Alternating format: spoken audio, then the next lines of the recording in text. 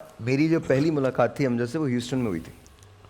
हाँ, यहाँ नहीं हुई थी, मैं मीडिया में नहीं था उस वक्त। तो आप नहीं थे उस वक्त, आप थे ही नहीं। आप बिल्कुल नहीं थे। तो मैं रेडियो किया करता था वहाँ।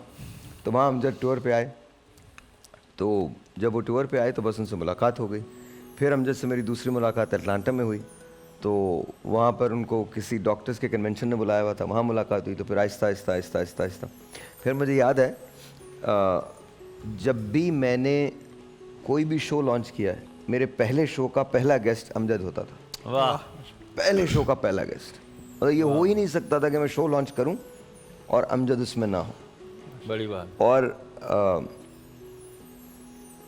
कमाल आदमी था, कमाल आदमी था। मैं आपको सच कह रहा हूँ कि उसके बाद ना बहुत सारी चीज़ें वैसी नहीं रही जैसी थी। तुम्हें तो याद है कैसा था Amjad as a father? As a father बहुत एक ग्रेट पर्सनैलिटी। मतलब मैं उनको अपना आइडियल मानता हूँ कि अगर अभी तो मैं खुद ही बच्चा हूँ वैसे, लेकिन आगे टाइम के साथ जाके अगर मैं अभी जब फादर बनूँ तो मैं अपने वालिद साहब जैसा ही बनूँ। क्या बात, सुभान क्या बात, क्या वो बात। एक टाइप ऑफ मेरे आइडियल है। बिल्कुल मैं उनकी तरह, मतलब हर चीज़ जिस तरह वो करते थे मैं कॉपी उनका करना चाहता हूँ। क्योंकि मतलब उनकी जिस तरह उनकी पर्सनैलिटी थी, आदतें, हाँ। वो सबका अदब करते थे। ओह बेशक। सबसे अदब से पेश आना, सबसे और इंतहाई मोहब्बत। उफ, मतलब आप यकीन माने, आप इनके घर जाएं, और अमजद के साथ तो बहुत बार जाना होता था, कभी शोज़ के लिए कभी वैसे। आप ये क्या क्या करते थे, गली से बाहर निकले ना, अमजद भाई कोने पे बैठ जाते थे।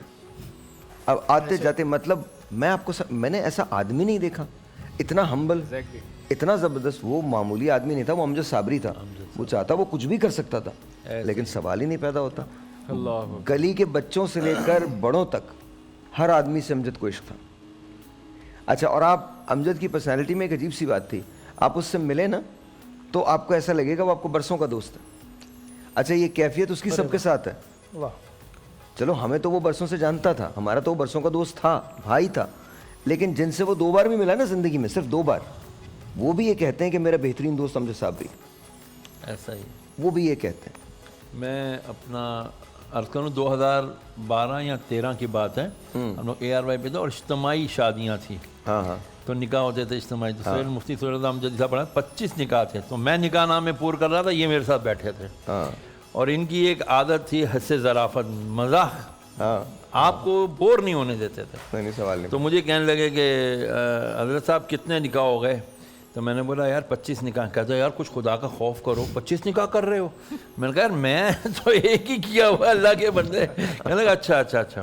फिर कहने लगे यार ये निकाह नामा भरना ज़रूरी होता है? मैंने कहा हाँ भाई, रिक्वायरमेंट है गवर्नमेंट की, तो करना पड़ता है। यार हज़रत साहब कोई निकालो ना रास्ता यार, इसके बगैर भी कुछ हो जाए। मैं कहा यार अमजद भाई, खुदा के लिए मुझे काम करने दो, टाइम कम, मुकाबला सख्त है। वो मुफ्ती साहब मुझसे निकाहनामे मांग रहे हैं और इतने सारे ये दूल्हा दुल्हन हैं, इनके सबके नाम वाम भरने।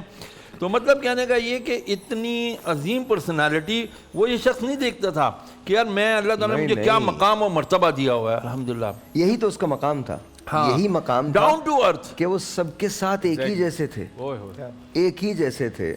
मतलब आप अमजद को कहीं भी कह दें, कुछ भी कह दें, कभी भी हर चीज़ अमजद करने के लिए तैयार थे। हर चीज़।